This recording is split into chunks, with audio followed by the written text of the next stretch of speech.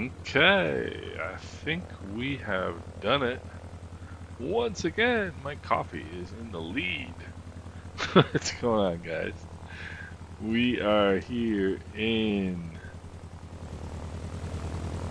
Where are we? We're in the air. We're already flying. We are in... I keep wanting to say Martinique, but of course we're not in Martinique.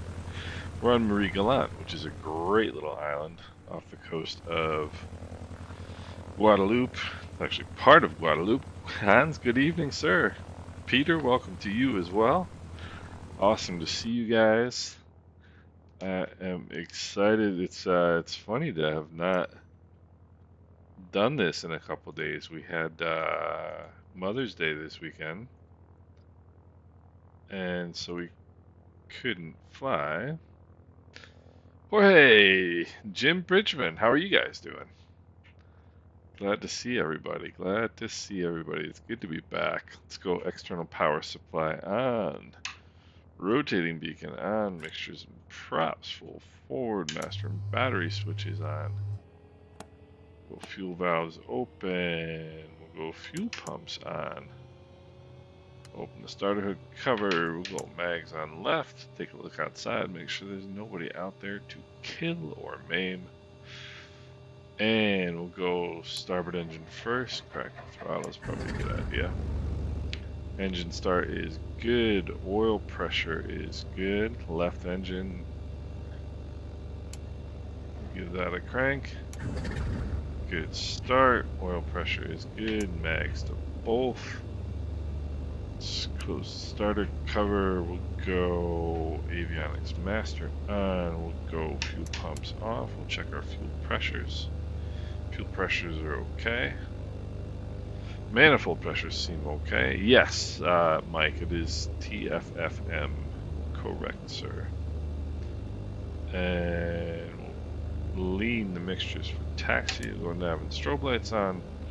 External power supply off. And I'm actually pretty close to booking a flight in this, literally this exact airplane, because I'm doing all the booking stuff for our Anguilla holiday in August, and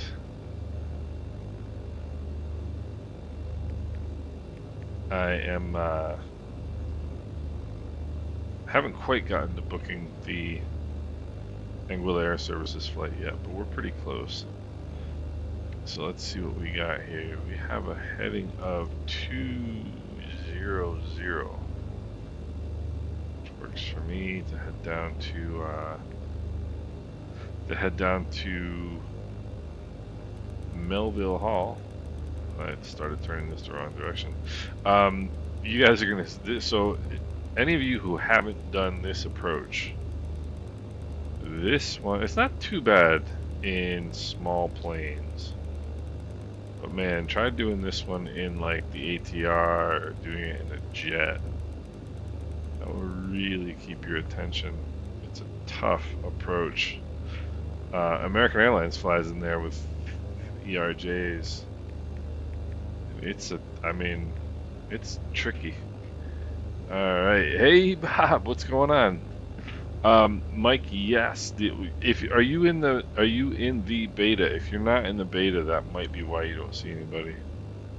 Because I'm in the beta, and I don't think that I see anybody who's not in the beta. Alright, so as soon as we get moving, tap the brakes, make sure the brakes are working, and they are. Fuel pump's coming back on. Go notch of flaps. Notice this plane likes a little bit of nose up trim on departure, and I'm going to depart. Let's see. Let's try a little bit of nose up trim and see how that works. Alright, transponder is on. I always wind up sitting offset. I don't quite understand why. Alright. And we got somebody on.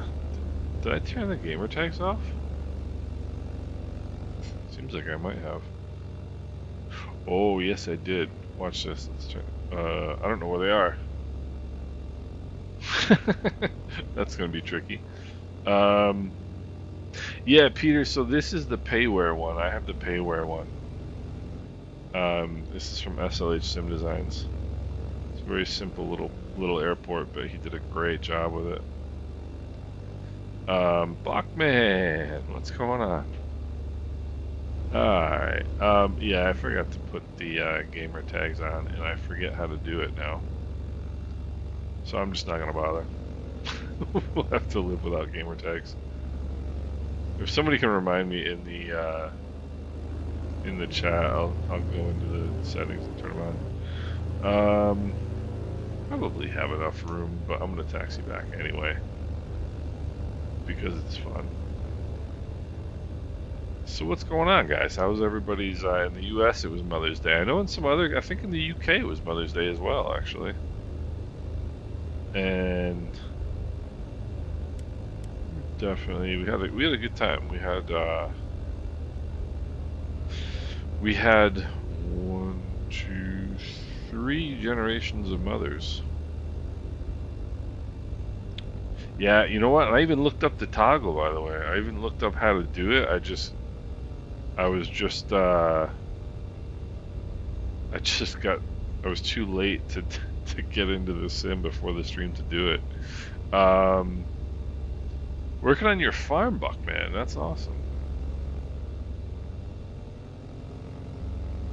Farming is a lot of work, is what farming is. Fine approach course looking clear. Farming is a freaking ton of work. Peter, that's a cool airplane. Alright, we'll go mixtures and props full forward. Fuel pumps are on, flaps are set. And we'll go takeoff power coming in. UK Mother's Day is different. Okay, hey Chris, how are you? Somebody told me somewhere else had Mother's Day, and I can't remember where it was. There's 70 knots. Yeah, that little bit of extra nose up trim makes it a whole lot easier to depart. Look at how beautiful this is, seriously. Alright. We'll bring the power back to 25. We'll bring the props back. So this is the latest sim update, 15 beta. Drop the nose here a little bit, bring the flaps up, and it's looking great. I mean, it's looking great. It's doing great. I did a flight from Miami to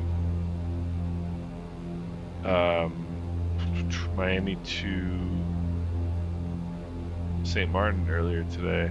I posted the departure as a video just so people could see like what the performance was like, and the performance is really, really good. So let's get that nose down here a little bit for some cruise climb. And there's 1,000 feet, so we'll turn the fuel pumps off and check the fuel pressures. Fuel pressures are looking good.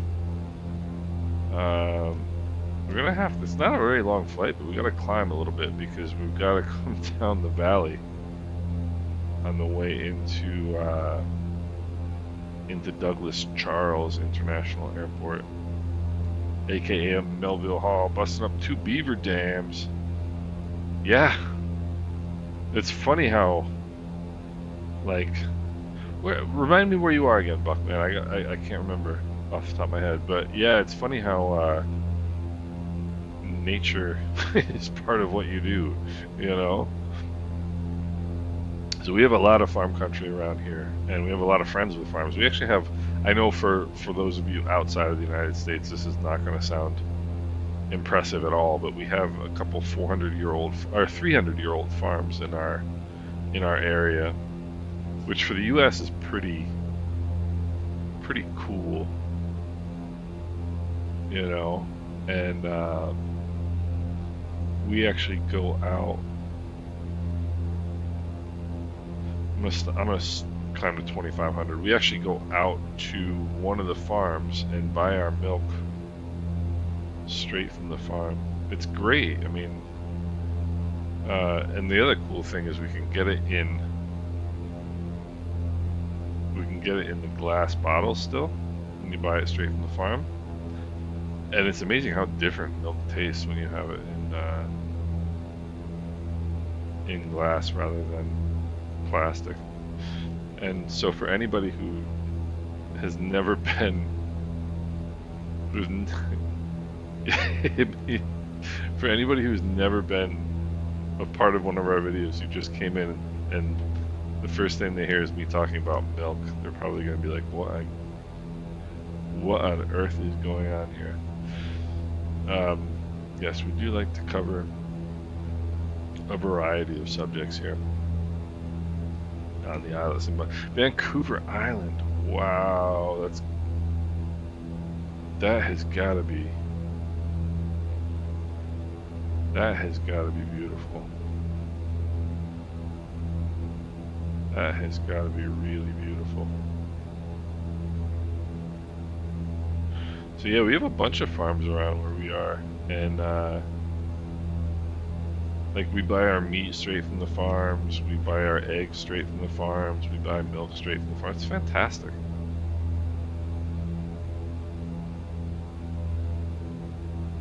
It really is pretty cool. There's 2,500.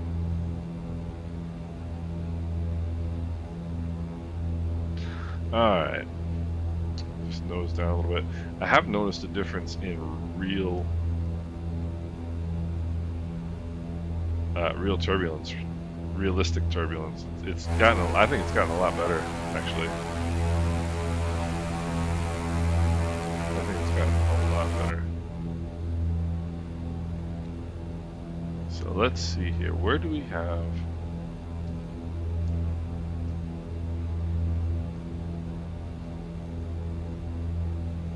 I'm gonna see how to turn on gamer tags.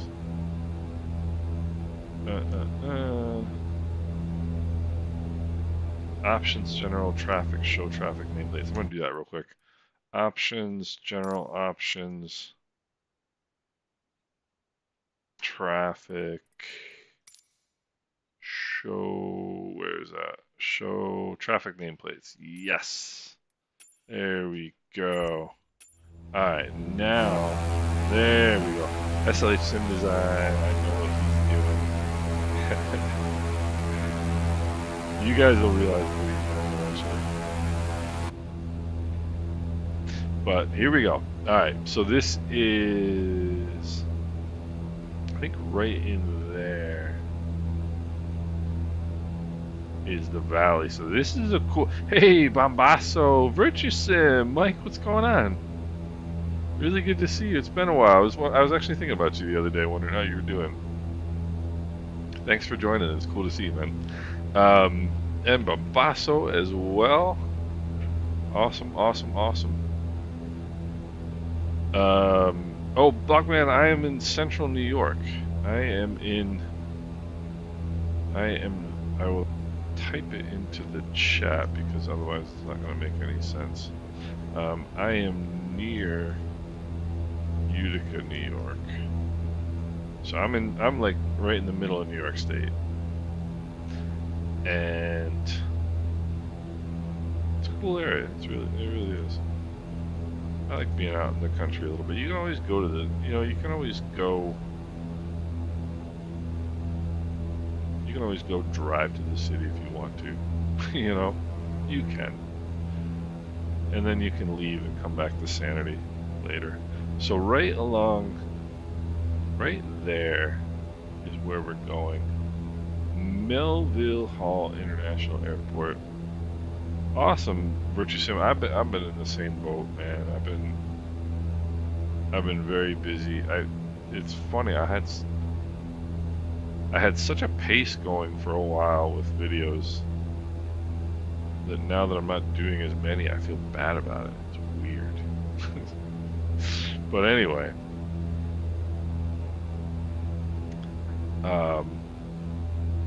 it's cool to see everybody today. I felt like lost without our streams for the last week. Gulf Coast, Tim, man, how are you doing? I tell you what, this is great. We're getting some people today that I haven't seen in a while. Gulf Coast Tim, has been a supporter of this channel for a long time. He's probably, I would say, hey Anzer, what's going on? Christopher, good to see you. I would say Gulf Coast Tim is probably the earliest supporter of this channel of anybody on here. And he also does some great videos too. If you ever want to check out some good videos, go check out his channel as well. So this is going to be interesting. I'm going to go...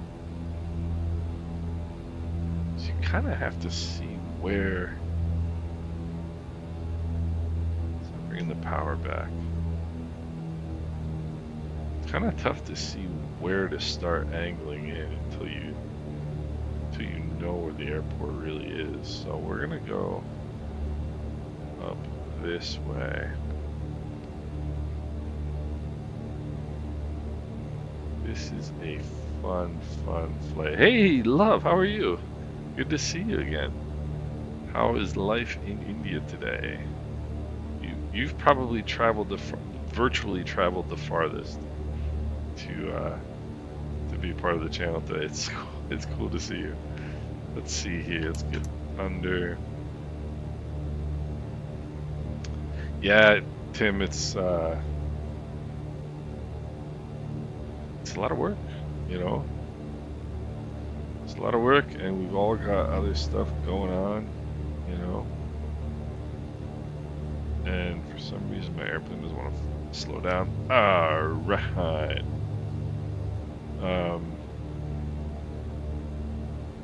Let's see here. Yeah.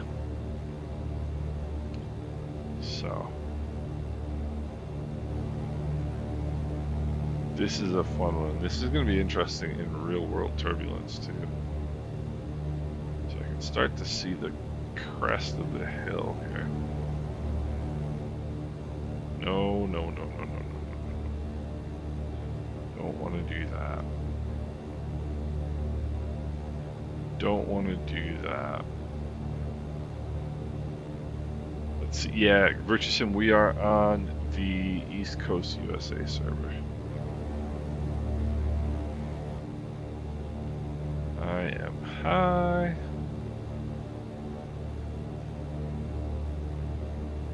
I am high. Once we clear this ridge line right here, we will start our descent, but I'm definitely high. Alright, a few pumps are on. I'm not going to go props full forward right now. What I need to do is get into the white arc and get some flaps in.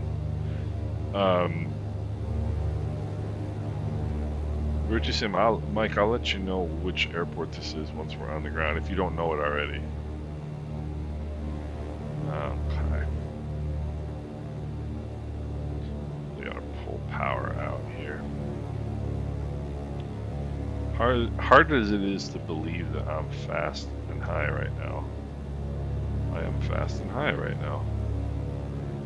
See, it's not too bad in a prop, it really isn't. Doing this in a jet at 130 or 140 knots is an adventure, that's for sure. Alright, we'll go props forward. 80 knots keeps me happy. UN, we're doing great, man. We're doing good. We are trying out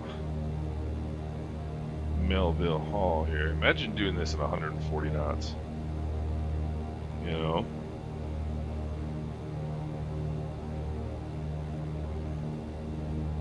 Yeah, Tim, I totally agree.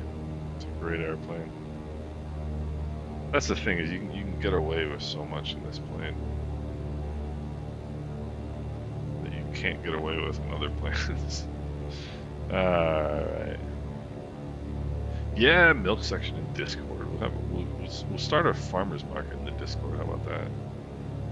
Okay, I would like to start descending at some point, please. Please. Like, okay, I'm just gonna pull the power all the way out and see if the airplane descends ever.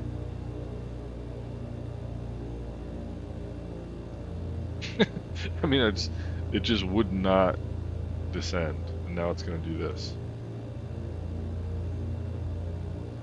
which actually is not bad. I think I can actually keep the power all the way out and be okay. Now I don't think that.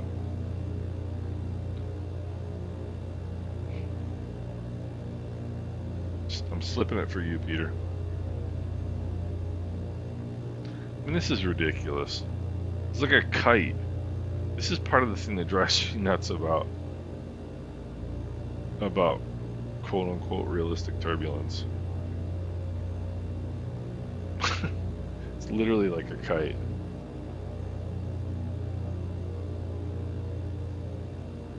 Alright. Now I gotta bring some power in. Otherwise, I'm gonna plop it on. Alright, there we go.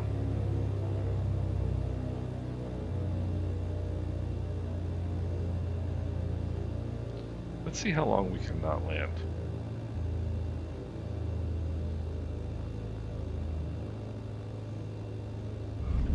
There we go. We touched down at 50. That's not too bad. That was a little wacky. That one was a little wacky.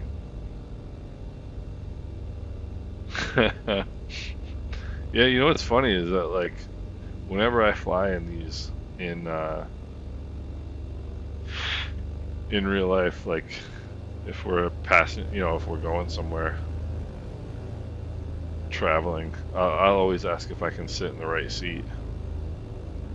And the pilot, you know, the pilots generally never have any idea who I am. And you see all these videos on YouTube, like flying into St. Bart's and all these places, where they've always got somebody in the right seat, and you never know who the heck this person is. It could be some lunatic. You have no idea, right?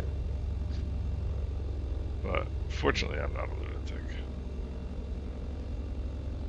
But yeah, Tim, it wasn't too bad. It's just funny how, like, it just does not want to descend at some point. Yeah, Buckman, it was a little tough. Alright, so who we got left here coming in? Oops, I'm gonna take off the there's Mr. Bridgman. I like the gamer tags. The gamer tags are actually pretty helpful. Gives you an idea where everybody is. So I'm gonna put up one notch of flaps and then come in here and watch Jim land. And then I think it makes the most sense to go left out of here and up around the north part of the island to get to the other airport. The other airport is over here. But I think it makes sense to go this way and around, because we're going to be landing. We're going to be landing runway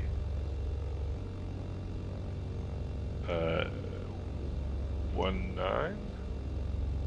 Yeah, we'll probably be landing runway 19 over there today. This is, let's see, what's the weather?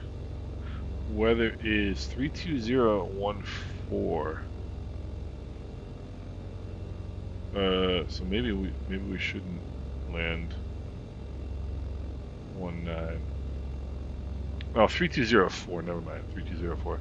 And here comes Jim. He's gonna grease this on. I guess I'll look like ham-fisted pilots, and he did. He did. And the reason he's floating is because I have a different scenery than him. So the this is TDPD. Okay. Hey Tim, we all have them. I plopped one on at St. Martin in the 737 today. I hit pretty. Let's just call it a firm touchdown. All right, and let's go. Next is going to be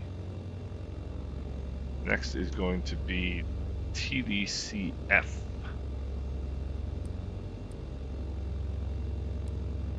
Alright, TD. Oh. Oh, this thing drives me nuts.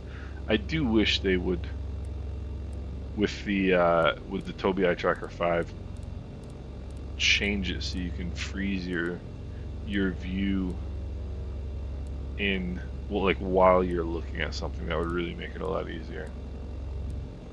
As it is, you can't. There we are, Canefield. So we can literally just go right over top, but it's not really very useful to do that. So I'm gonna go this way. I'm gonna go around. Alright, Chris Loach. All the money. Yeah, you know what? 182 is a better airplane. It's a cooler airplane, I agree with you. Alright. Mixtures are lean. And I've actually got the failures on today. And I didn't really think about that as I'm sitting here with the engines boiling. Not to mention the passengers boiling. You have no idea how hot it gets in one of these things if you've never been in one. Like on the ground in the Caribbean. It gets so hot in one of these. You know what the other thing, Chris, they should have done, and none of the Sims have ever done this, is a Cherokee 235. That's what I would like to see, or a Piper Dakota. Tim, thank you so much for stopping in. I really appreciate it. It's good to see you again. And thank you so much for all the support over the years. I do appreciate it. Alright, let's go. Let's go. Yeah, that's the Coronado, I believe, right? The 182 RG. So let's have a look here at our trim. I'm gonna leave it right there. Maybe go a little bit trimmed down. That's the E300. I was trying to figure out what plane that is. I didn't realize it was that one. That's kind of a crazy plane. All right, let's get ourselves. Well, we're not on center line. Not even close to on center line. All right, airspeed is alive. Airplane is alive. And off we go. Some nose down trim here. Power back a little bit. We'll go props back.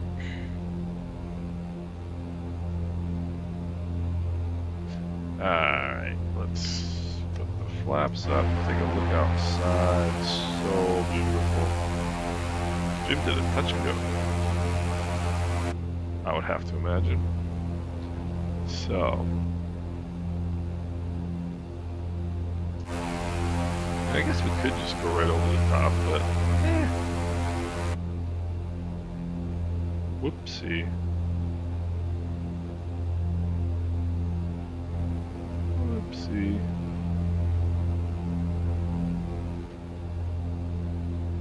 Thanks, Tim. Appreciate it.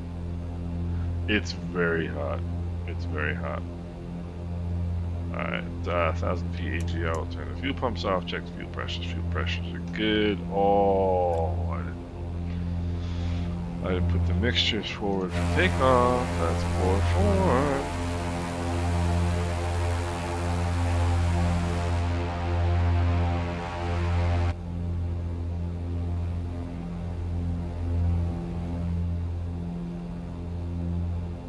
That's really poor form. And I think I'll just go through this little valley over here. I think 2,000 feet will probably do it, and it will. Let's bring the power back a little bit more, bring the props back, nose it over.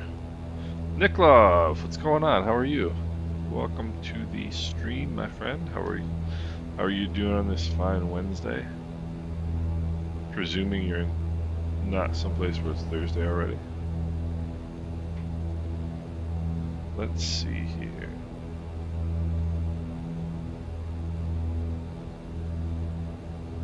Yeah, I don't know. I have a hard time with this realistic turbulence because it's just so. The plane just feels like a kite. I mean, it really does.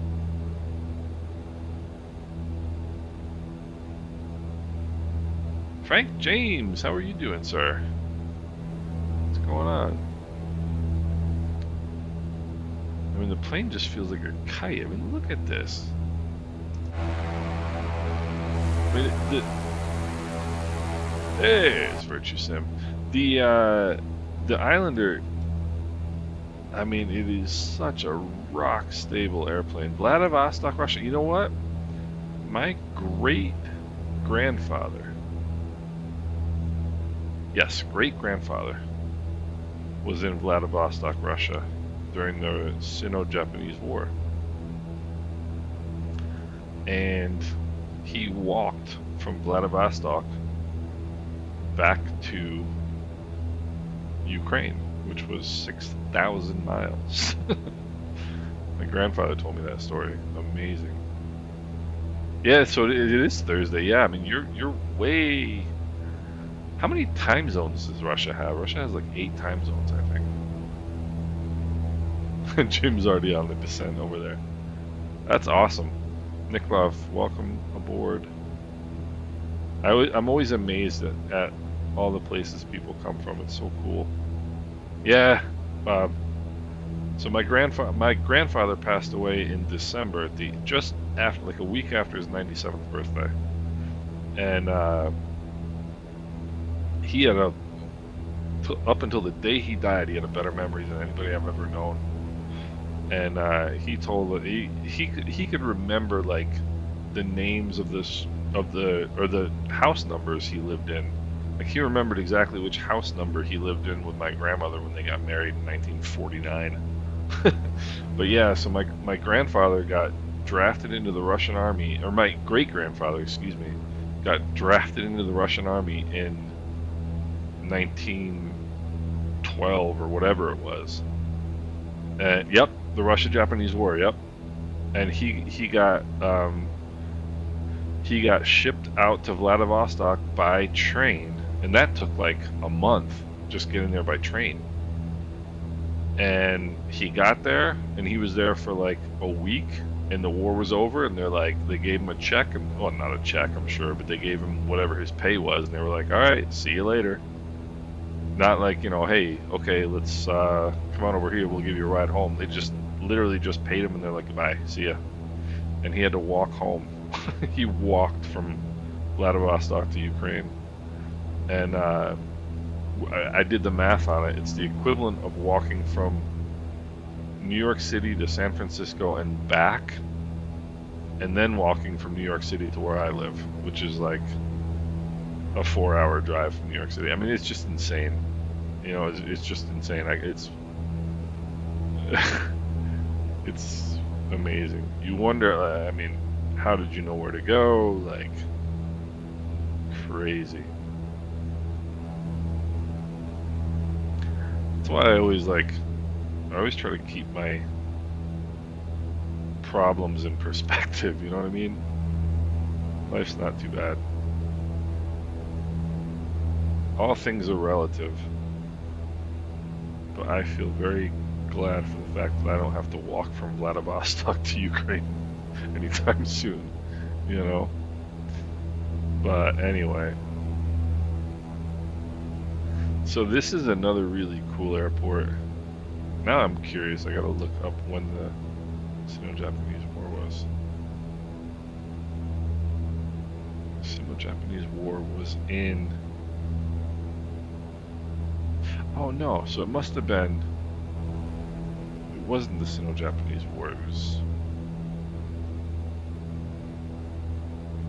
it was the Russo-Japanese War, 1904-1905. That's when it was. That's when it was, because he immigrated to the U.S., my great-grandfather, in 1912. So that was the Russia-Japanese War, 1904-1905. Yep. There's your history lesson for today.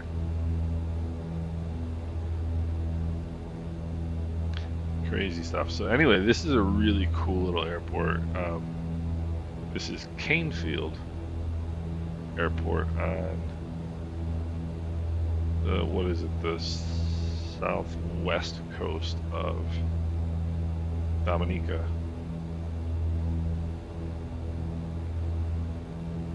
And as you all know, I love Caribbean airports, but I find this one in particular pretty neat.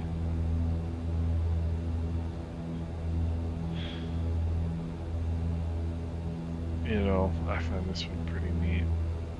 There's a series of real world videos. There's a guy from California who flew his Diamond, I think it was a Diamond DA40 must have been, because it's the single.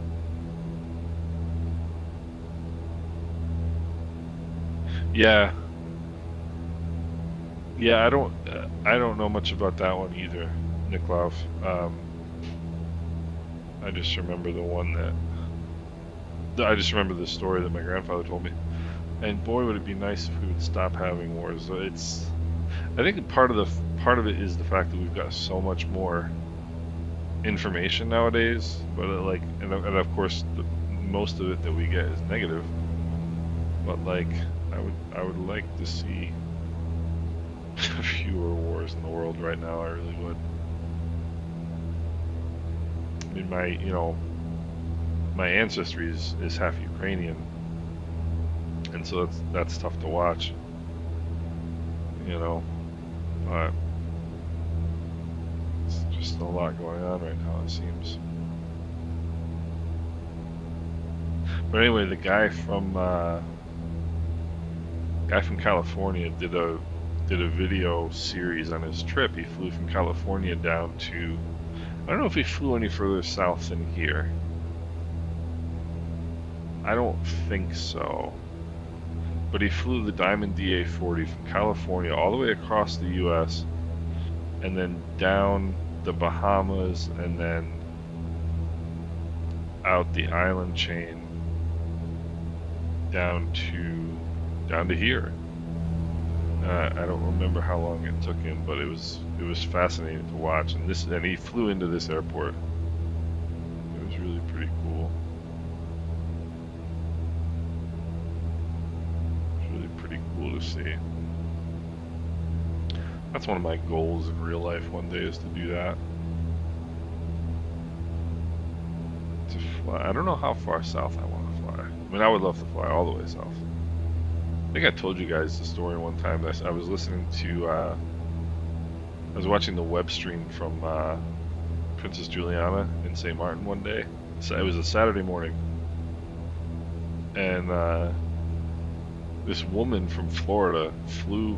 She landed there in a Cessna 152, I do believe it was.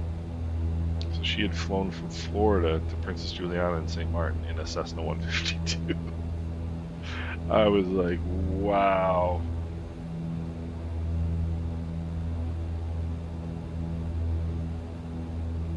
Yeah, that was a good one. That was one of those ones that was worth fighting, you know. But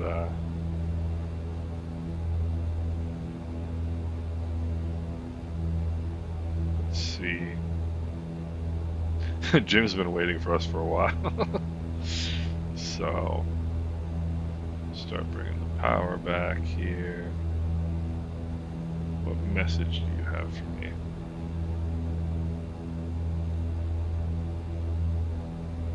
Let's see. Yeah, she did. It must have taken forever. So I did the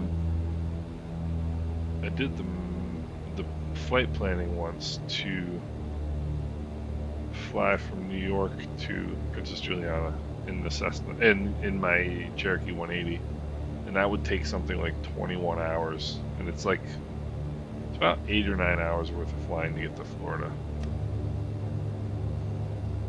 and another, 11, 12, 13 hours to hey Sherwin, how are you? Yeah, Travis. Yeah, so I mean that's a 152. It's 100 horsepower. All right, let's pay attention to what we're doing here. A few pumps on, and we're getting back into the white arc here. Let's get some trim in, so I don't have to hold the yoke back the whole time. Enzo, no, it was not. She did. I forget where she stopped, but. But I was about to tell you a crazy story. There's full flaps. There's a I spend a lot of time on YouTube watching people fly to the Caribbean. Let's just put it that way. Let's go props full forward. Make sure props full forward. Fuel pumps are on. Flaps are set. There was a guy from New Jersey who, yeah, Sherwin for sure, it'd be good. There was a guy from New Jersey who flew a Mooney.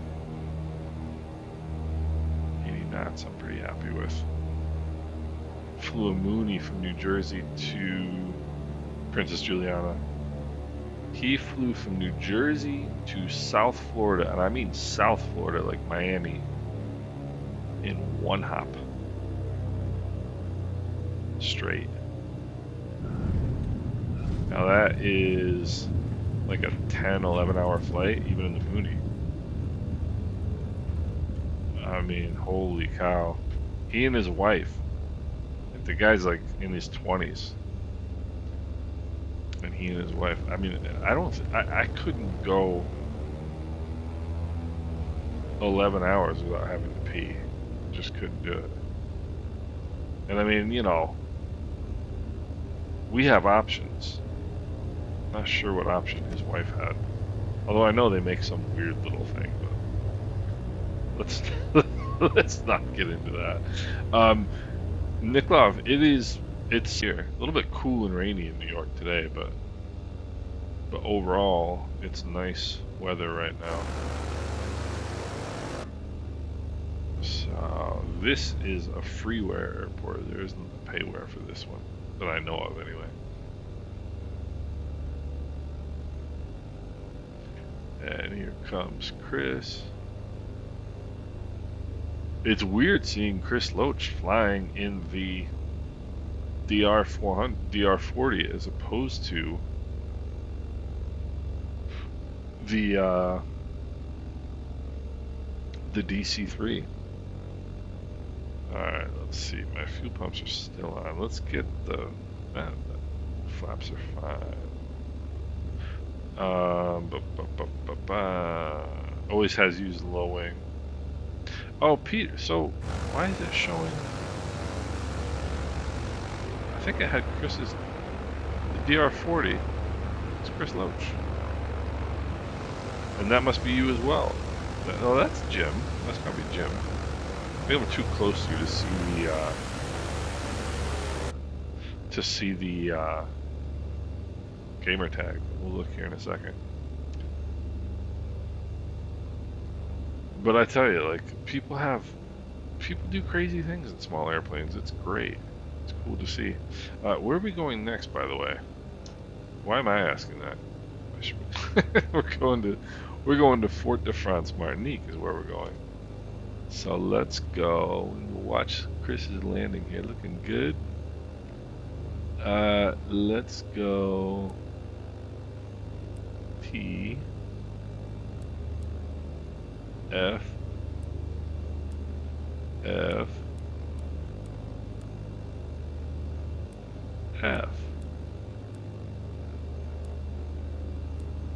Nice, Chris. Nice landing. Alright, and heading on 168. Alright. Jim is off. Jim is a man on the move.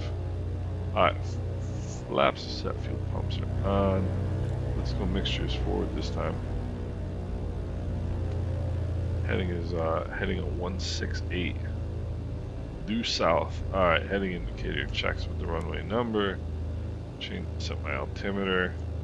Alright, takeoff power is coming in. Takeoff power set. Engine instruments in the green. Matey, what's going on? Matey, who I just found out is in Rochester, which is not very far from me. That plane would take off like that too. Alright, there's 70 knots. And let's go flying. Let's see here. Let's keep the nose up. Nice. The beta, by the way, at this point, anybody who wants to, you should just go ahead and join, because I sort of think there's going to be one more beta release before they release them update 15 for sure. But this version is a big improvement over the last one. All right, the flaps are coming up. You haven't flown the DC-3 since Cuba. DC-3, huh. Seems like you've flown it more recently than that, but I guess not. Oh, the Waco. The Waco's a cool. I've got a ride in a Waco once, and I was in love with that airplane for a long time after that. All right, 1,000 feet AGL. Let's turn the fuel pumps off. I took a Waco ride in. Where were we? In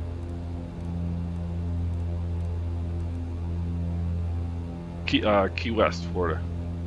And it was a really cool flight. It was amazing. It was amazing. Mady Ayala. Mady's another person who puts up some really cool YouTube videos. You guys should go check out his flights too. Good stuff. I watch all you guys' videos. And you guys make some great videos. Nailani, who's not here today, he makes some great videos too. There's Jim. That 182RG's gotta move. That thing's gotta be pretty fast. That may be 160 knots probably. So we're gonna go 3,000 feet. And we'll start leaning the mixtures here a little bit. Just because I don't want to burn my engines like crazy. A good friend of mine, Nick Love, a good friend of mine is from St. Petersburg.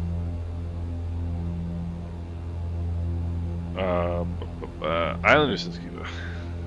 Oh, that's right, the Dash 7. I forgot about it.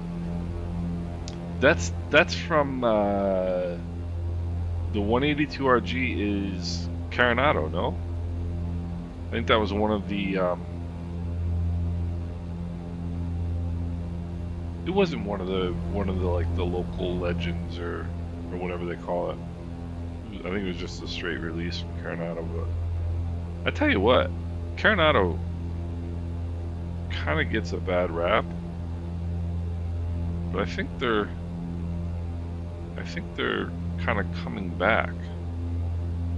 Piaggio P149, that's a plane. Because the D18, D-Dog, how are you doing? It's good to see you. The Beach D18 that they did, of course I use a mod with it, but nonetheless, it is an awesome airplane. It really is. So, this is so cool seeing it. It's cool. I like the gamer tags now. Now I understand the whole idea because we know who's where, you know.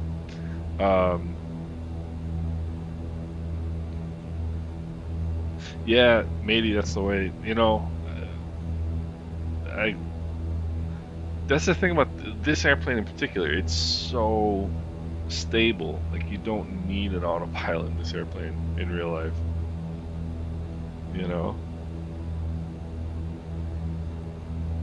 It's a little weird for me.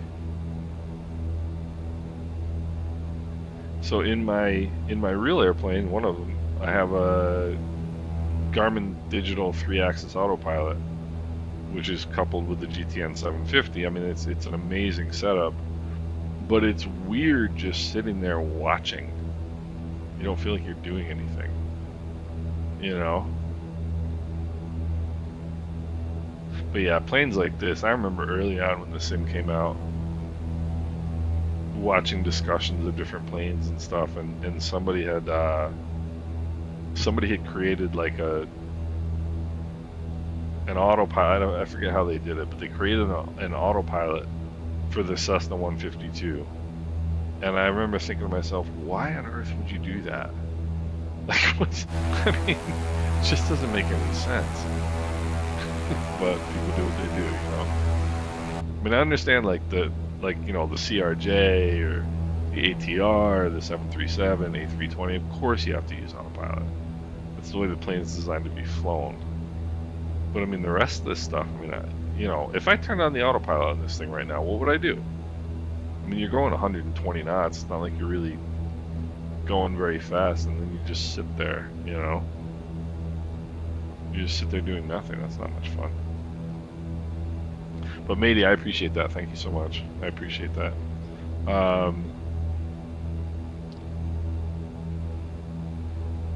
Yeah, Mike, those it was funny when we did the flight in Key West. It was with I don't know if that's what they officially call themselves, but this is what they refer to themselves as the Conch Air Force. People in Key West are different. They're just a little bit different. And oh, nice. Oh, cool, Jim. I'm gonna look at that. And anyway, we let's see, where is Jim? We were flying along Fat, Dumb, and Happy, and this was I had been in flight training at this point, but I didn't have my license. I don't think I had much experience. Didn't really know. I mean, I knew a little bit, not much. But anyway, we were coming into land in the Waco. It's open cockpit, you know, and I'm sitting side by side with Mrs. Islandson pilot, and I'm looking, and like we're at like 1,000 feet, and we're getting really, really close to the airport. D-Dog, you know what? I got that. I'm gonna have some opinions on it very soon. I haven't flown it yet. I got it today. But I've heard some great things about that airplane. But anyway, the guy who was flying us took just almost to the threshold of the runway at like, might not have been 1,000 feet, but whatever it was, and then just chopped the power and went nose straight down. He must have been like right at the edge of a stall speed, and just chopped it and went straight down and pulled out the landing, and it was pretty funny. I didn't think it was funny at the time. It's a good thing you didn't have your phone like in your hand to watch to record the landing. You would have lost it. But anyway, yeah, no, I mean, Mike, you're absolutely right. It is the way it is. But to me, I mean, this is the fun of flying this plane. Is because you can do exactly this. But D-Dog, we're gonna have some opinions on the. I almost tried to get it set up to fly today, but then I realized doesn't really fit our mission profile in this stream, you know. So, but I will have some insights on the Duke soon. Love, cricket is not big in the U.S. Cricket's weird. I don't understand cricket. There's few sports that I truly don't understand, and cricket's one of them. It's an odd game. No disrespect. People love it, and they play a lot of cricket in the Caribbean. You know, I'm sure it's probably from the the British influence in the area. Where are you guys going? Oh, you guys going out that way? Oh, I'm going this way. Wait, what's the weather like in Martinique? Let's have a look. Yeah, cricket's a big thing in the Caribbean. Let's see this. Ah, there's a 777 on the ground in Martinique. What am I looking for? What am I looking for? I am looking for the weather.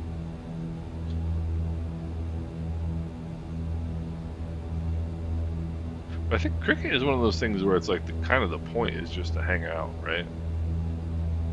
Just to hang out, have a good time. Winds are 120 at 15. It's runway 10.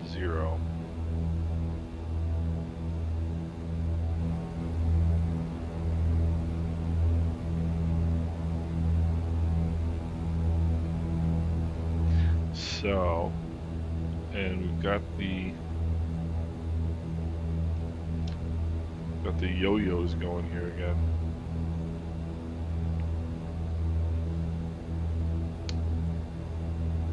Yeah, they did. They did influence us.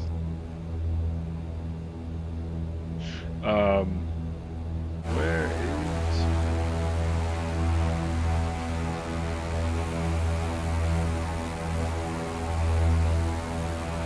Yeah, I don't know, Peter.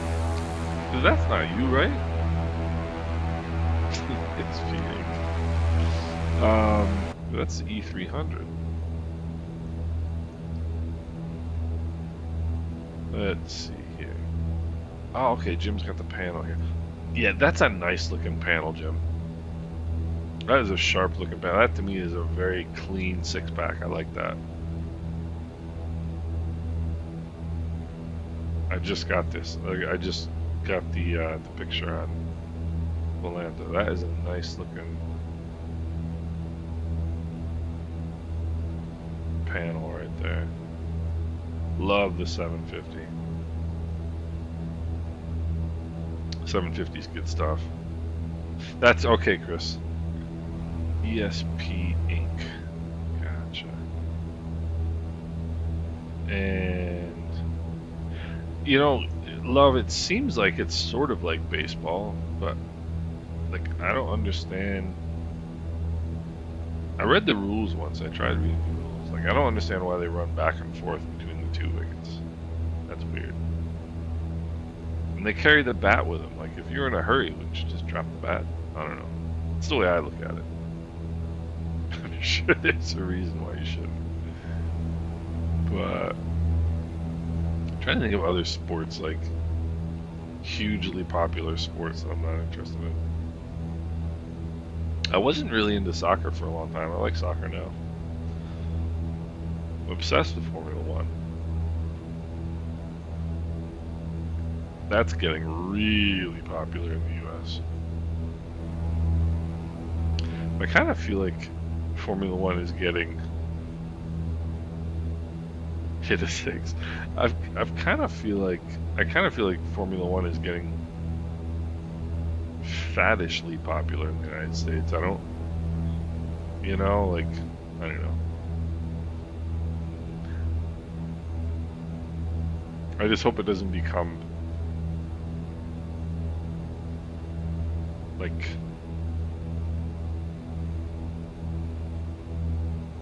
it doesn't become like watered down because it's gotten to be so popular. But this is one of the things that makes me very proud is when you're flying, when you're hand flying, and you're spot on your altitude. I love that.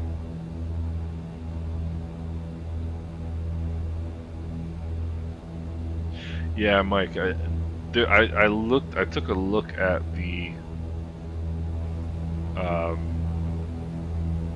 whatever it is, the POH or the aircraft flight manual, whichever one it is, and it's like 70 pages long.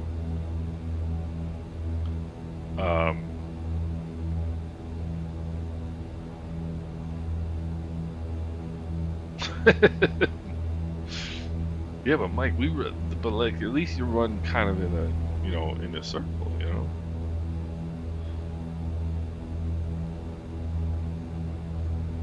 Like in cricket, they just run back and forth.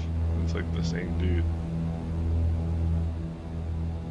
I should make more of an effort. I'll figure out cricket. What's the other, like polo? But you gotta be rich to watch polo, I'm pretty sure. I have some friends who play polo. I'm not interested in polo. Horses make me nervous. Horses are big. For anybody who's never been up close to a horse, horses are huge. They're really big. Horses make me nervous.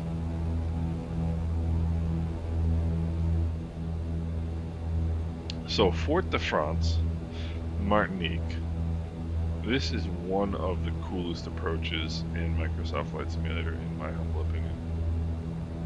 This is definitely a cool approach. The airport, I have the Payware version, but it's a little bit dated.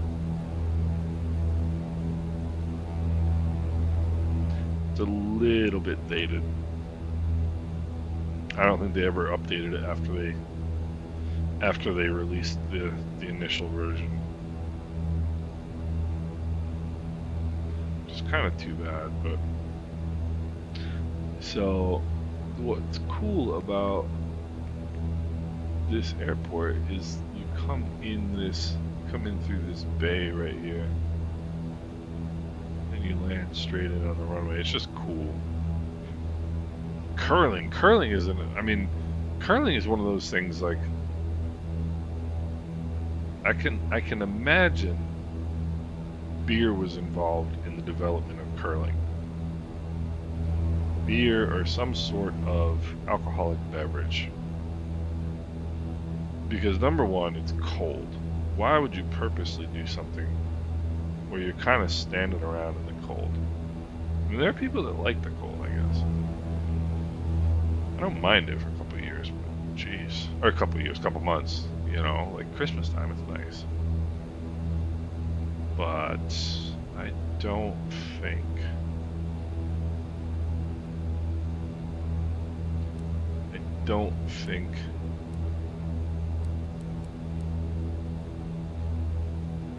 15 miles out still. I don't think that curling is in my future. So yeah, we're good. It's actually really beautiful. The weird part, the weird graphic visual here is from the FrameGen mod. So start descending a little bit here. Sweep the ice. What are the well, hockey. I mean, everything that Canadians do seems to involve ice. Hockey, curling. I mean, you have two baseball teams, but I kind of feel like baseball is not really that big a thing in Canada.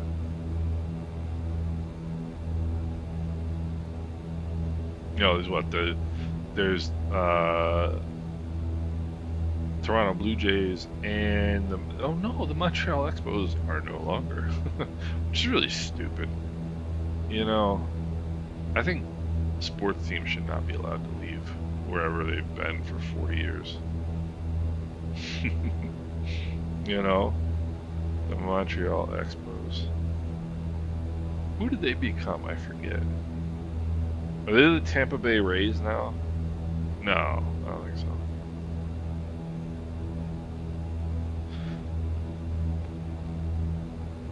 But yeah, the Mike, I think so. You can basically start any piston engine roughly the same way. But like the Diamond, the D8, or the Diamond, that's cool right there.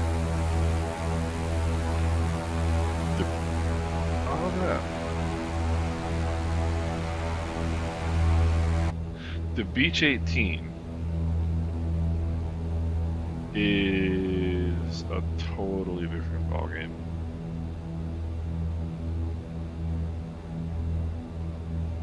It's a totally different ballgame.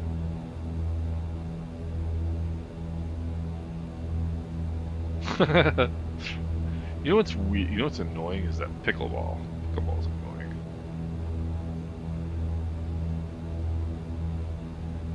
I find that I don't know. So we've got the Washington Nationals. That's right. And Washington is a great sports town, and it deserves a baseball team.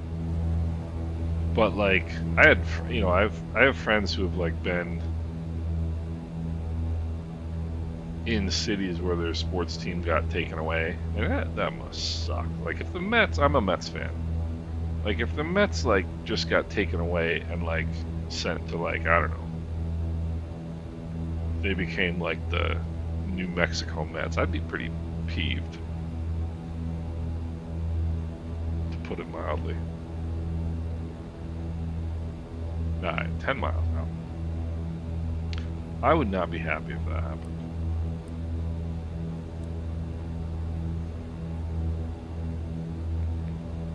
Washington Nationals, it's a great place to watch a game.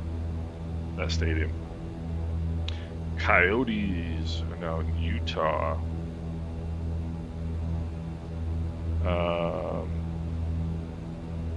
CPAC Takraw. That's kind of a. I don't know that sports name is going to catch on. Yeah. Bob, I had a friend of mine who's a big Baltimore Ravens fan, and they won the Super Bowl. I don't know, 10 years ago. I can't remember. And he's one of those guys who takes sports really seriously. I mean, I take it relatively seriously, but I don't get like all upset, about things. I mean, like I'm not happy when we lose to the Phillies. Let me put it to you that way. But there's bigger things in the world. But I told him he was super excited because his team had won the Super Bowl, and I was like, yeah, you won the Super Bowl with a stolen team. And he didn't talk to me for like 3 days. He was pretty pissed. It was pretty funny. I thought it was funny. He didn't think it was funny. And what the weird thing is about the Cleveland Browns and the Baltimore Ravens is the Baltimore Ravens hate the Cleveland Browns. You were the Cleveland Browns. How can you hate I mean, I understand, like, look at that. What was that? Like, I kind of get it, but at the same time, like, you can't hate the team that you stole. That doesn't make any sense. Chris, that's great. It'd be helpful if I knew it. Oh, I'm turning final. I didn't even realize that. I'm looking for the airport. Ladies and gentlemen, your captain has no idea what's going on. Yeah, I don't know. That doesn't sound alarming, Chris. It might be. It doesn't sound alarming, though. There's too many vowels in there for that to be really bad. Alright. There's nobody out here to annoy, so I'm just going to go make sure some props full forward. Chris, that's hysterical. I have one red. But, well, you know what? I was going to slow it down and put in 2 notches of flaps, but why am I going to do that when I've got 8,000 feet of runway? You know what we should do? We should do touch and go here. And then, how far is it? Yeah, we should go touch and go here. And then if you guys want to, we can continue on to George F. Charles Airport on St. Lucia. That's a cool little airport. It's a little too early to quit. We've only been flying for an hour, in my opinion.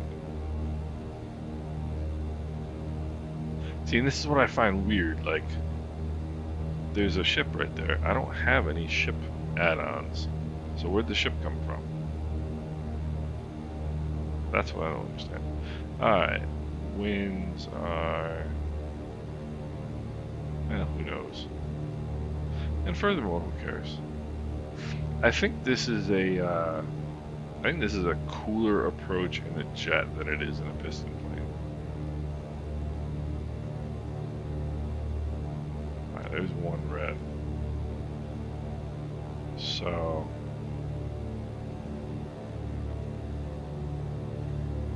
there's two red. And the wind is clearly coming out of the right because I'm getting blown to the left and I'm also getting really flat right now.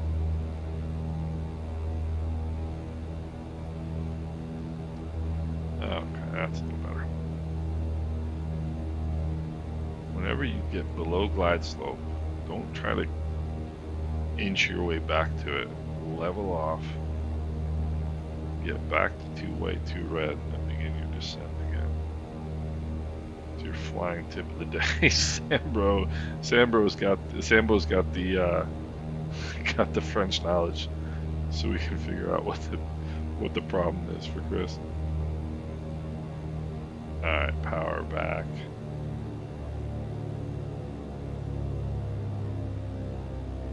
So I was wrong about the fact that that's not really super important warning. Running out of fuel is an important warning. I want to see how. Oh, I was trying to see how far I could go before I touched down. I also could have bothered kicking out the crab, but I didn't do that. Alright, boy. Alright. Mixtures and props full forward, fuel pumps are on, flaps are set. Takeoff power coming in. Takeoff power is set. This is a strong crosswind, it feels like. There's 70 knots. That felt like a stronger wind than I thought we were going to have.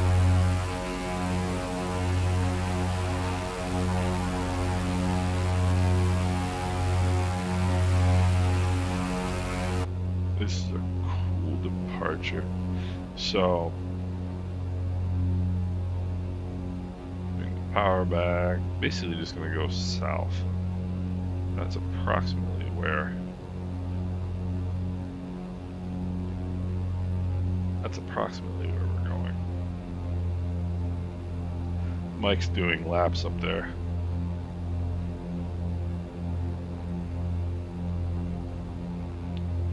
Why am I going so slow? My flaps are down. Let's drop the nose here a little bit. Alright.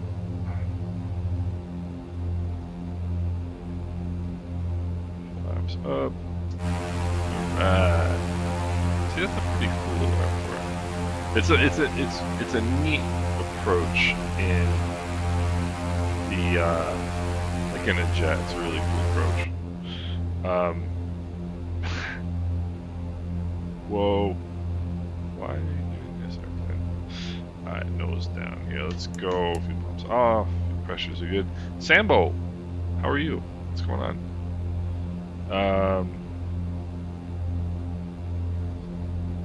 Oh, niveau is level.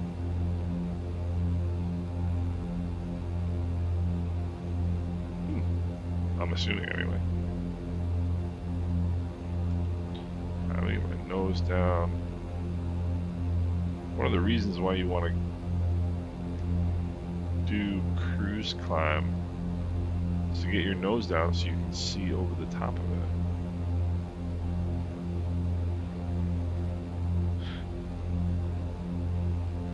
That's the second time that's done that. See what I mean? If you're climbing at 90 knots in this plane, you're like, trying to see over the top. If you're climbing at 100 knots, it makes it a lot easier. This is another place I want to go.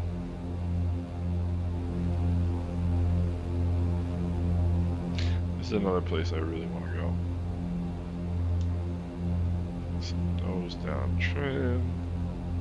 We're gonna go to 3,000 here. Where are we? Where the first officer only caught.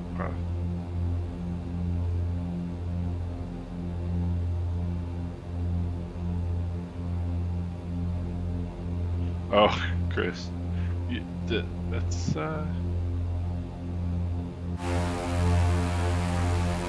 Look how beautiful this is. Oh, so Chris, you're gonna bag it once you get to Martinique. Let's see. All right, let me bring some power back here. Props back.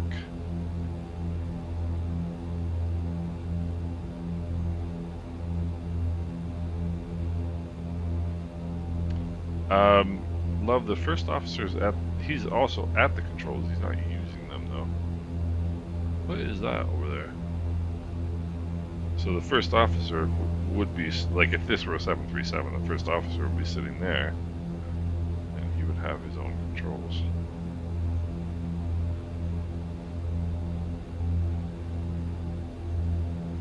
Let's see here. Gosh, beautiful scenery. Wow. Look at this. I wonder if this is actually there. Is this like a... I've never noticed it before.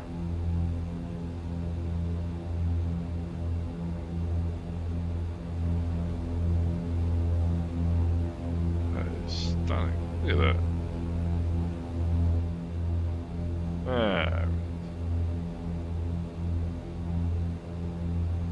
So... D-Dog, do you watch any Mentor?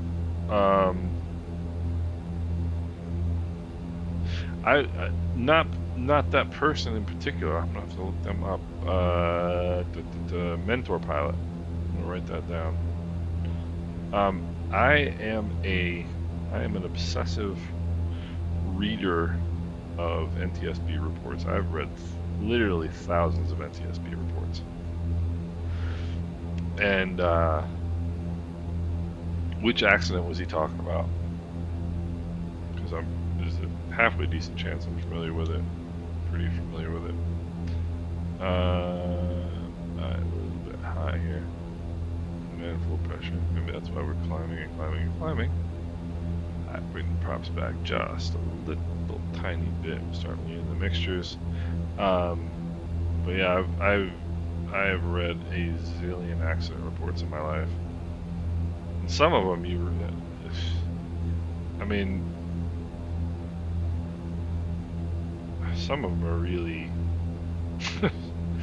People do amazing things in airplanes sometimes, though. Let me just put it that way.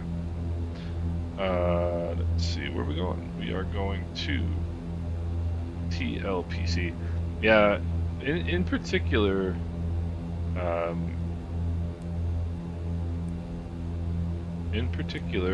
general aviation crashes. People do some unbelievably stupid things in small airplanes.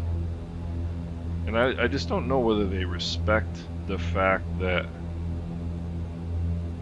plunging to Earth from several thousand feet in the air is not fun. You know? Because some people, at least in my opinion, don't have nearly as much respect for dying a horrible death as they should. You know?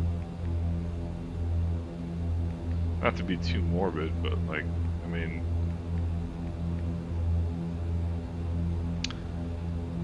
you know, that's one of those things that I wouldn't want to experience.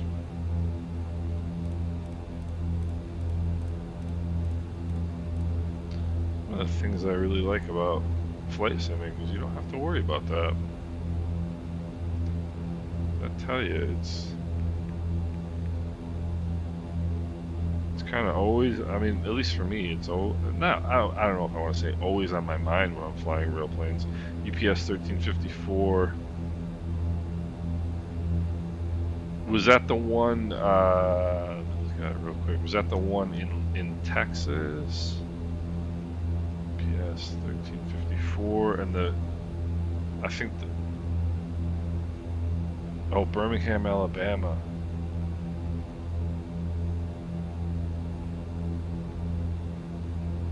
Captain Let's see, aftermath. Make sure I don't crash myself here.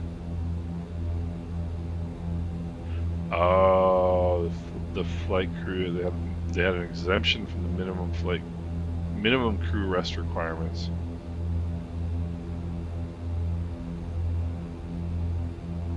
Yeah. I mean, let's check the weather here on Jim's advice. 110 at 11, runway 9er.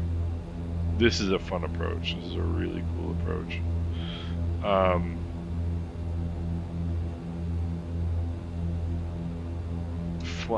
Doing anything when you're really, really tired is the equivalent of doing these things drunk, essentially. I mean, they've done studies where if you're,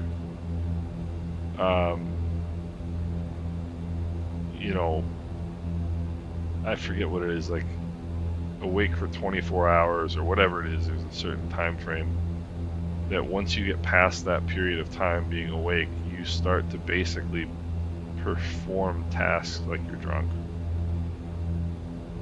And I mean, I've driven cars, you know, like driven home. Some of our trips to the Caribbean, we get back to New York at like Egypt Air 990, yeah. Egypt Air 990. Hey, Jean Laurent, how are you? Good to see you. Egypt Air 990 is one of those ones where like you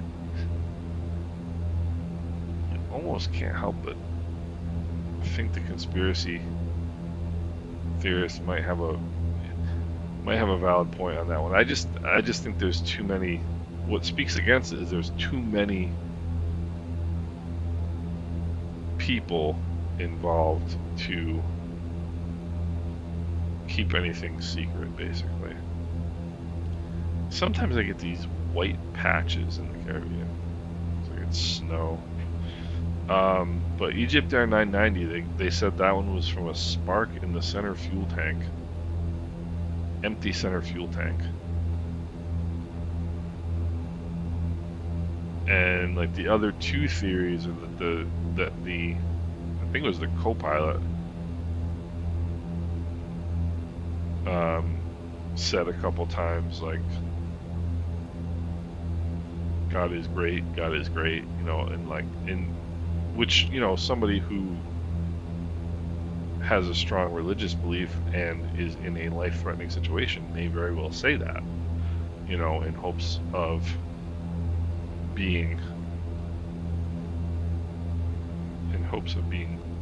helped, let's put it that way. Of course, then other people said no, that was because they were crashing the plane, etc., etc. Then there was like ideas that that it was hit by a missile, blah blah blah. Who knows? I don't know. Sparking the center fuel tank sounds kind of weird, but so we've gone from farming to conspiracy theories. I think we're doing pretty well. Let's see here. Runway 10. So we're basically on a pretty good left base. So you issued the Phoenix. We installed the old version and updated via the apps. Good. Yeah, it's frustrating. I think people don't remember. Like, I mean, this to me is the most stable sim I've ever used. You know, yeah, D-Dog, it's a little suspicious. You know, I'll give it that. But weird things happen. You know, weird things happen. I think the airport is right in there.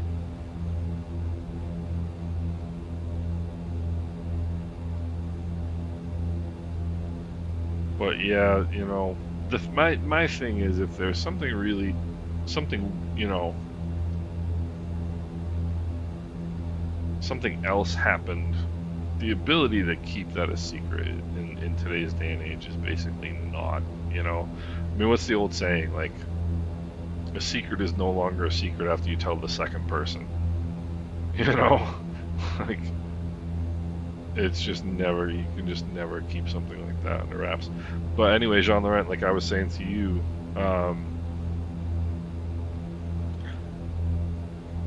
you know, I remember the frustrations of like earlier versions of Prepared or FSX. I remember FS 2004, you know, and like, I don't know, it's nice. It's nice. I mean, this sim, you can just turn it on and go. I mean, you know, and you just take it for granted after a while, which I think is also part of what makes it so frustrating when it doesn't work. You know, because you know it usually does. Mayday was a good show. Was a good show.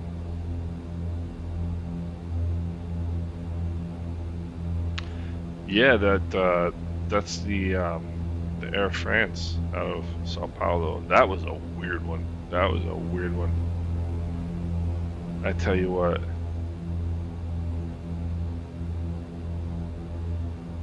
The Air France, what was it? Air France 441. That was one of the craziest. I mean,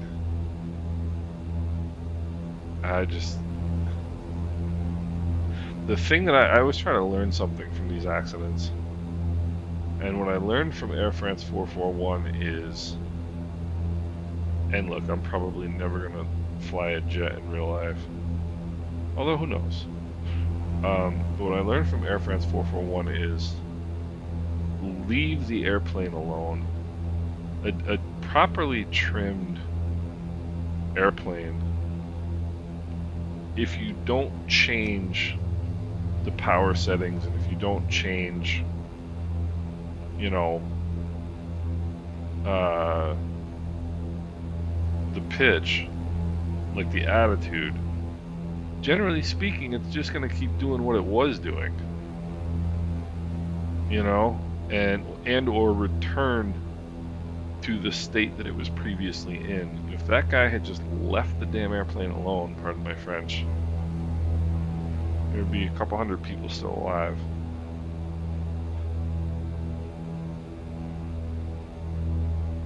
You know, just leave the plane alone. Nothing, it's not doing anything. The airplane doesn't know that the pitot heat's not working.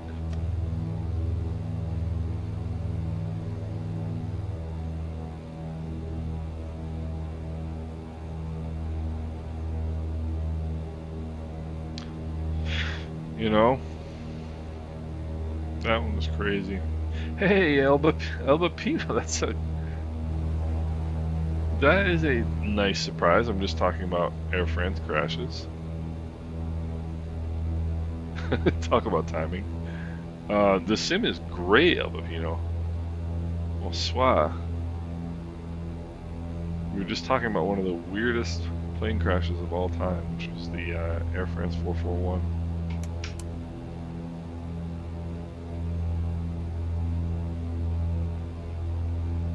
What I'm most amazed about, actually, about that crash is that they found the plane. I mean, they found it underneath what? 4,000 feet of water? Crazy. Oh, nice. You're on holiday. Awesome. How was Spain? Where in Spain were you?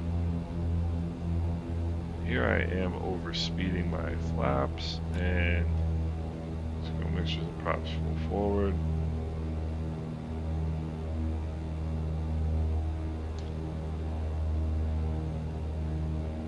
This has been a great stream. We've gotten a bunch of people visiting, dropping in that we haven't seen in a while. It's good to see. Good to see.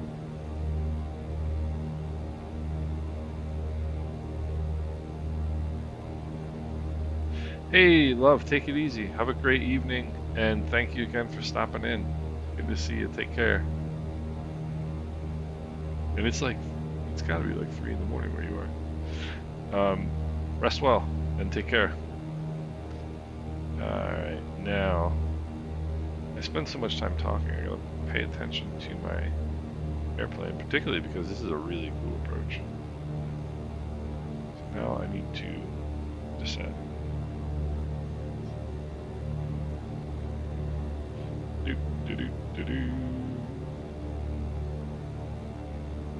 Hey Enzo, yeah, it's too bad, man, but we are just wrapping it up. This is Douglas Charles. It's gonna be our last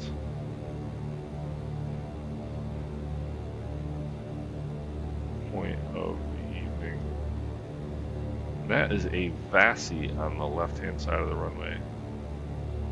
A visual approach slope indicator.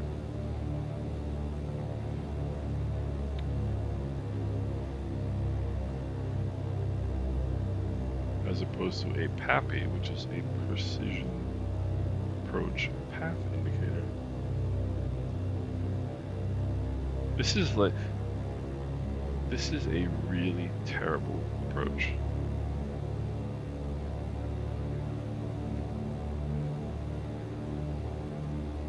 And I feel like when I don't get my speed dialed in where I want it, that makes it very difficult. I'm usually pretty consistent about that, and I have not been on this approach.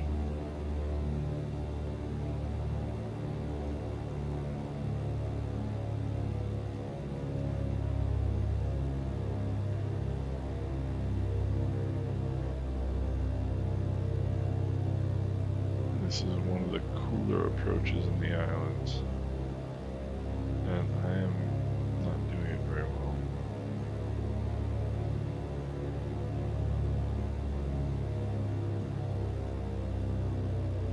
I don't know why, but I feel like and I couldn't kick out the crab. I feel like when I don't get myself established early on, like get my speed set and get myself on a good glide path, I feel like I have a really difficult time getting that squared away. I don't know why. I feel the same way in real planes as I do in the sim. I just don't feel like I have a good, like I just never felt comfortable in that approach because I was way too high. And my speed was completely inconsistent. I'm just going to park here so that I can see anybody coming in. And we'll go mixture is idle, cutoff, throttles are idle. Set the parking brake, go lights off. We'll go avionics master off. Let's bring the flaps up before we turn the master off so we don't look like fools. And mags off. Avionics master, or master and battery switches off. Gust locks, or chocks and boarding steps, and then we're gonna open the doors. Maybe that was a good touchdown, but I didn't consider that a good landing, if that makes any sense. You know? Martinique, you know, Enzer, if you want, next time we go, as an honored member of our group, I don't mind flying back up to Martinique and landing up there and then turning back around. Doesn't bother me one bit. If you want to do that, you can do that. So you can have a Martinique landing in your book, in your logbook. That's good to hear, Mike. I'm glad to hear that. As in Virtue Sim, Mike, that the VR performance is good. But Jim probably could help me with it, to be honest. I just never, whenever I feel like I have a difficult time getting an off-track approach on track and feeling comfortable where it is. You know, I was way too high, my speed was inconsistent, And I touched down nicely, sure, but like, I mean, I don't know. I just never felt comfortable. Never felt comfortable in that approach. But that is life, I suppose. And let's see if we have anybody else coming in. Let's see if we have anybody else coming in. We do. We do not. We do not. And part of it is probably because I spend so much of my time talking, which doesn't help. Um, Speed is key, right, Jim? Yep.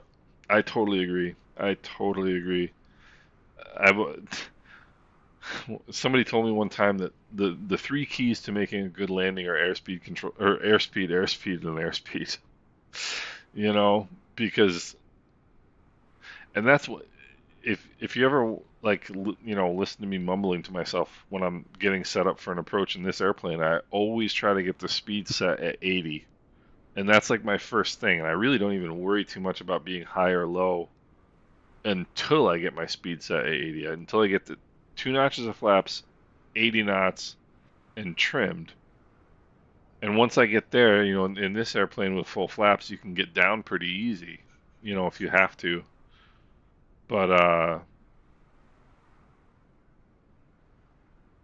just feel like getting the speed is a lot of the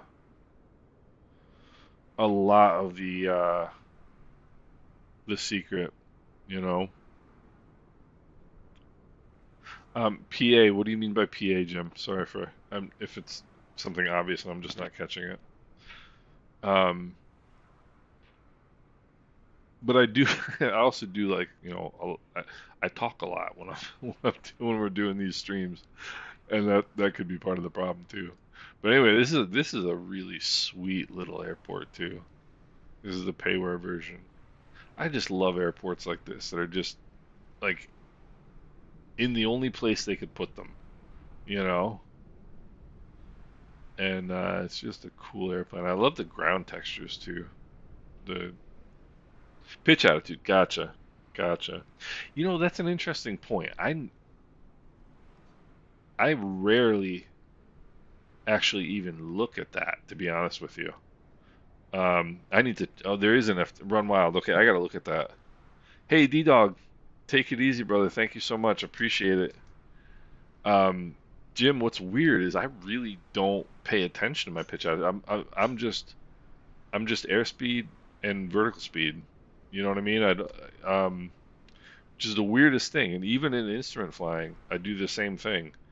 And they always say, in instrument flying that good instrument pilots spend 80% of their time looking at the artificial horizon or looking at the attitude indicator.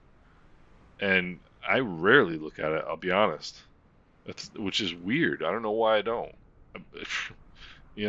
I honestly I rarely look at it. I spend most of my time. I mean, I'll look at it, but I spend most of my time airspeed and vertical speed. These two, and keeping a like keep getting a reference heading on approaches. If there's a crosswind, I'll get a reference heading early. You know, um, but I don't spend a lot of time looking at the attitude indicator, and that's by all accounts a poor way to fly. You know, wonder why I do that. But anyway, gentlemen, it has been a pleasure as it always is. I hope you guys enjoyed it as well.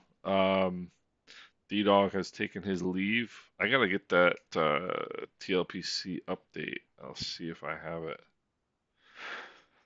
But guys, I appreciate it. It's been a fun flight. I'm glad to be back at it after missing out on Sunday. But Jim, thank you so much for the knowledge and thanks for joining. Thanks for coming along. It was appreciate having you, Matey, Enzer, Run Wild, Mike, Virtue Sim, D Dog, Mike Coffee. You guys are fantastic. Peter, I really appreciate it. Always. I know love is gone, but hope he has a good evening as well. Albapino, so good to see you again. That's awesome. I'm glad you're back. and enjoyed your holiday. Jean Laurent, good to see you as well.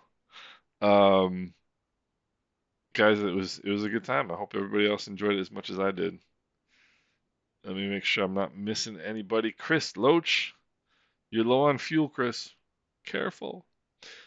Scott Kelly dropped in. Appreciate him, seeing him, and Bob, of course. Thank you for joining as well as always. So, gentlemen, we will do this again. What's today? Wednesday. Dominican Rat, no. You know what? So now we have two reasons to control and performance methods-based competence set a known combination of engine power and attitude to achieve the desired flight. Yep. It's funny. I know all that, and I guess what it is, I'm essentially using secondary instruments, um, and pretending they're primary instruments, and they're not. That's interesting. Sambo, thank you. Thanks for joining. Thanks for coming along. I appreciate it. And Mike Virtusim, thank you. I appreciate that as well. Appreciate that. I always forget to say that. Um, yeah, I gotta think about this stuff, Jim. I really do. But Dominican Rat, so Enzer is another one of our good followers here. Was bummed that he missed this one because he wanted to do a landing in Martinique, which he's never done. So I said to him, we'll go back and we'll fly from here. We'll go back north, land at Fort de France, and then turn around and come back down here rather than just leaving from here and going south. So now we have two reasons to do that. We can do that. Um, we can do that for both of you, so that Enzer can see the approach and landing in Fort de France, and you can see your beloved island as well. Well, actually, no, we missed. I'm thinking we're in Dominica. We're not in Dominica, are we? We're in St. Lucia. What am I talking about? So the captain doesn't know where he is. Peter, awesome. Yes, we will catch up one of these days.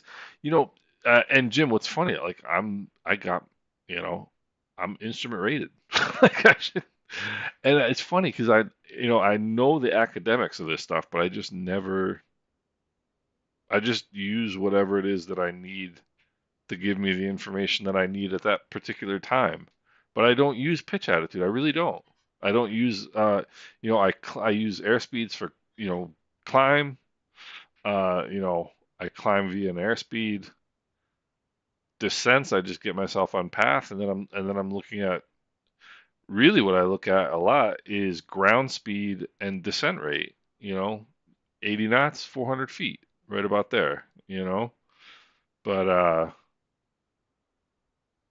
I should I should really work on trying to improve. But you're right, there is still more time. There is still more time. And the good thing is I managed to keep the plane upright in the meantime. So cool. Chris, appreciate it as well. Dominican Rat, we missed the your home island, my friend. I'm sorry to hear that, but because it's two of my favorite airports. They were really fun. Um, But this is a great flight, and there's so many people. Elba Pino, Dominican Rat. There's so many people that came back that we hadn't seen in quite a while. Um, it was great. Really enjoyed that one.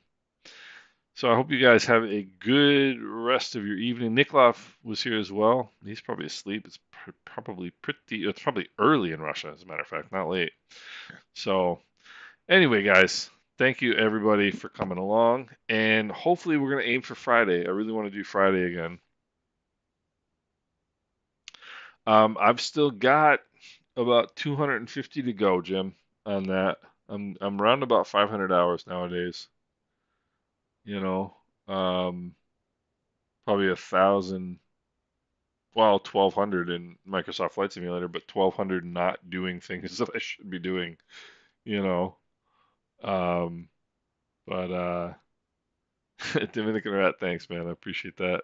But yeah, and it's funny because Jim, I got thinking about this a couple summers ago, and I was like, all right, really gonna delve into this and try to get myself squared away on this, and I just didn't do it. So, in any event, um, the sun is going down, and we'll look to do this again on Friday, about 4 o'clock. So, I hope everybody has a great rest of your day. Peter, okay, awesome. We'll keep in touch, my friend. Everybody be well and have a great rest of your day, and we will talk soon, guys. Take care.